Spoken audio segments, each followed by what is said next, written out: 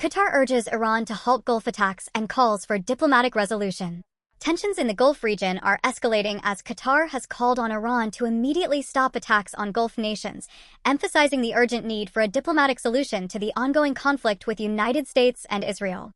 They stop the attacks, then we can find a way out through diplomacy. But as long as our countries are being attacked, this is not the time to establish committees. It's the time to take a very principled position in protecting our countries and for them to stop attacking us immediately. These hostilities have not only endangered civilian lives, but also triggered a global energy crisis, affecting oil markets worldwide.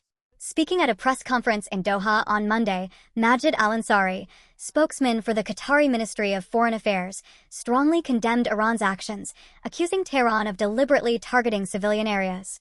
Iran must stop the attacks immediately so that a diplomatic solution to the crisis can be pursued, al-Ansari stated. Attacks are being carried out against Gulf countries without justification.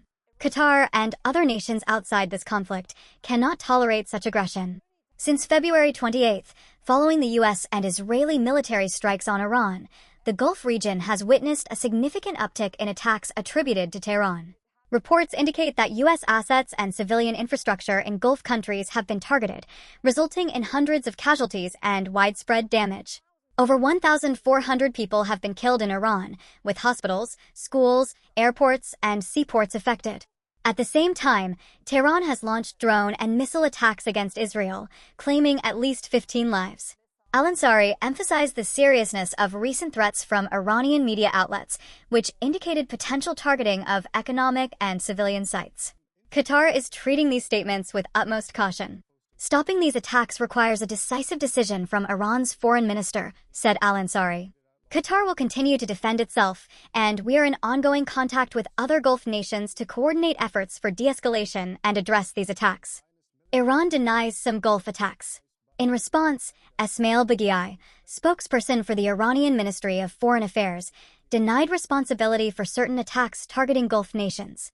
Baghai accused the United States and Israel of conducting some of the strikes and suggested that weapons used in these attacks had been misattributed to Iran.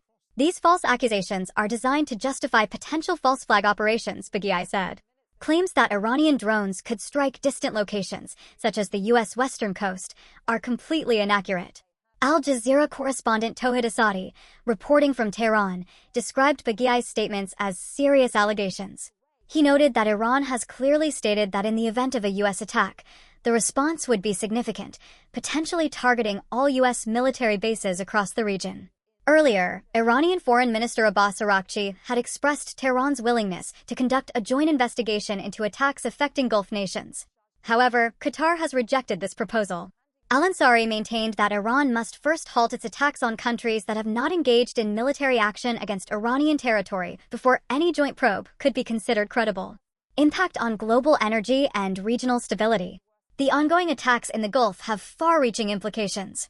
The Strait of Hormuz, through which a significant portion of global oil supply passes, has become a flashpoint. Any disruption in shipping lanes or energy infrastructure directly impacts global oil prices, contributing to economic uncertainty around the world. Qatar, along with other Gulf nations, has called for calm and de-escalation to prevent further civilian casualties and stabilize regional markets. Diplomatic channels are being explored, but with mounting tensions, the risk of miscalculation remains high. Experts warn that continued escalation could have severe humanitarian and economic consequences. In addition to immediate loss of life, attacks on infrastructure, such as ports, airports, and energy facilities, threaten the delivery of essential goods, exacerbate energy shortages, and could destabilize trade routes critical to the global economy. Looking ahead, as Qatar continues to urge diplomacy, the international community is closely watching Iran's next moves. The focus remains on whether Tehran will respond to calls for restraint or continue its attacks, further straining relations with Gulf states and complicating efforts to stabilize global energy markets.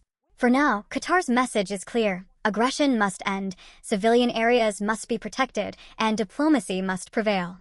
How the situation unfolds will have profound consequences not only for the Gulf region, but for energy markets and international security worldwide.